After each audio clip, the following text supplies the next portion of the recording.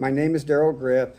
I am a self-taught geologist as a result of trying to figure out how one of the richest gold deposits was ever deposited in all of the lower 48. It is the Thompson Dry Diggings in what we are now in Greenhorn Park. Approximately 27 acres at the bottom of this park, $60 million worth of gold nuggets of extremely rich, 95 to 98% purity. Large nuggets between 2 and 1.5 pound nuggets were found. The local lode gold history does not account or normal placer or erosional deposits for the amount of gold that was here.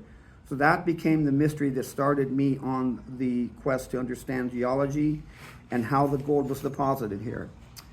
In the history book, the Siskiyou County Pioneer, there is a mention of a limestone quarry and kiln on my property on Greenhorn. It has been since documented by a historian by the name of Richard Silva. It was owned and founded by the Stockslager family. It is mentioned as being some of the finest limestone in the region.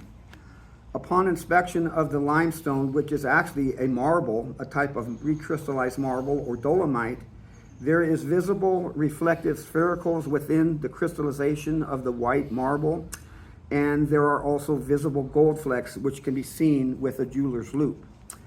I once had a geologist up on the property who said that what they were doing in that kiln was probably melting the gold out of the limestone. Nevertheless, I found later that it actually was producing limestone. 400 bushels was removed, according to this book right here. This is called the Siskiyou Pioneer. This was written by a friend of mine and actually personally given to me by Fred and Ruth Burton from the Forest House, who wrote this book. And so I was on a quest to discover how the richest gold deposit in the lower 48 was put here when none of the mountains, the surrounding rock mines ever could account for it. I was told by this geologist that this was possibly a hydrothermal vent. It may even be related to Mount Shasta, which is completely impossible. Mount Shasta is only 500,000 years old. These mountains are 250 million to 350 million years old, so quite a large time frame difference. So there was a query for me to try to figure out how the gold got here. What I did, so I started looking around and examining the rocks.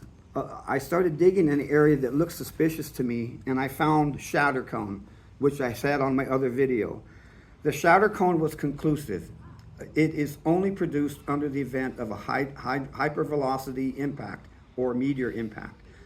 When I determined the direction of the impact based on what they call planar deformation features, there are all these lines that go through the rock, and where they crisscross, they make an arrow or a point, and then they open up to the backside, which where it crosses, science says that shows the direction of the travel of the wave.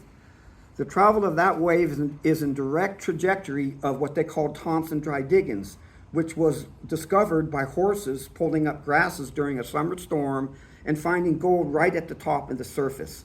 This is in harmony with an ejecta blanket, which is known science, that the gold wasn't deposited by erosion or by alluvial deposition.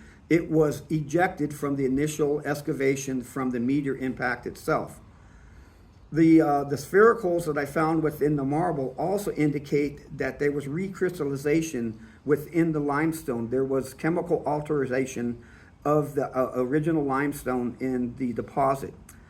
So that became my quest. So I'm looking for people in science to help me to finalize this hypothesis. I believe I have enough observations to prove that this really was a meteor impact, and that is the very process by which this rich gold deposit was brought here, by the impact creating fractures and faulting, allowing hydrothermal fluids to percolate up into what was an existing shallow ocean. Shallow ocean gold deposits are known to be extremely rich as opposed to quartz vein depositions. So all of it makes sense. The ejecta pile, which was known as Thompson Dry Diggings, being in the direct path of the PDFs, planar deformation features, and the amount, the size, and the purity of the gold that was discovered here in Greenhorn Park.